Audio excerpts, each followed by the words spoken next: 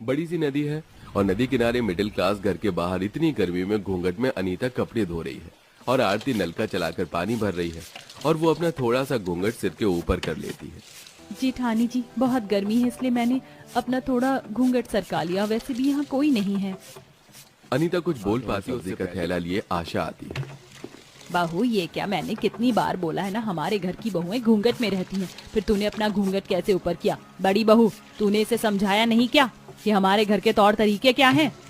आशा अपनी दोनों बहुओं पर गुस्सा हो रही होती है।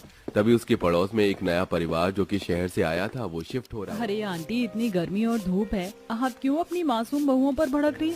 हल्का सा घूंघट ही तो सरका है। इतना बोलकर पायल अपने परिवार के साथ घर में चली जाती है और पायल की ये बात आशा को तीर की तरह लगती है। पता नहीं हमारे गांव में कैसे कैसे लोग आकर बस रहे हैं। तुम दोनों कान खोलकर सुन लो, अगर मैंने तुम दोनों को उस मॉडर्न बहू के साथ देख लिया तो तुम्हारी खैर नहीं। पता नहीं कैसी सास है उसकी, जिसने बहू से घूंघट तक नहीं करवा रखा है। और तुम आरती बहू, आज माफ कर रही हूँ, अगर फिर ऐसी गलती की तो घर से निकाल दूंगी। जहां आशा अपनी दोनों बहुओं को सुनाकर अपने कमरे में चली जाती है तो वहीं शांति पायल से कहती है, बहू, तुझे क्या जरूरत थी बाहर कुछ कहने की? उनके घर का पर्सनल मामला है और तू नहीं जानती गांव के लोगों को। गांव के लोग ऐसे ही होते हैं। माँ जी, आप तो जानती हैं, मैं अपने सामने गलत होता नहीं देख सकती। वैसे कितनी गर्मी हो रही है यहाँ, पास में नदी नहीं है, ये देखकर मुझे सुकून मिला। इसीलिए तो हम सब यहाँ आए हैं।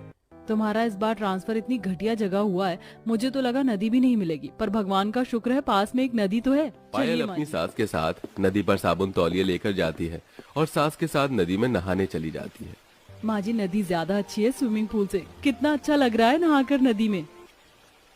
हाँ बहू, पर अब हमें चलना चाहिए, सारा सामान घर में फैला हुआ है, उन्हें भी तो ठिकाने लगाना है।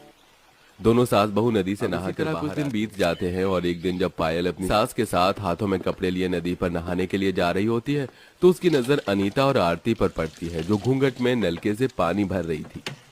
अरे इतनी गर्मी में तुम घूंघट करके नलके से पानी कैसे भर सकती हो?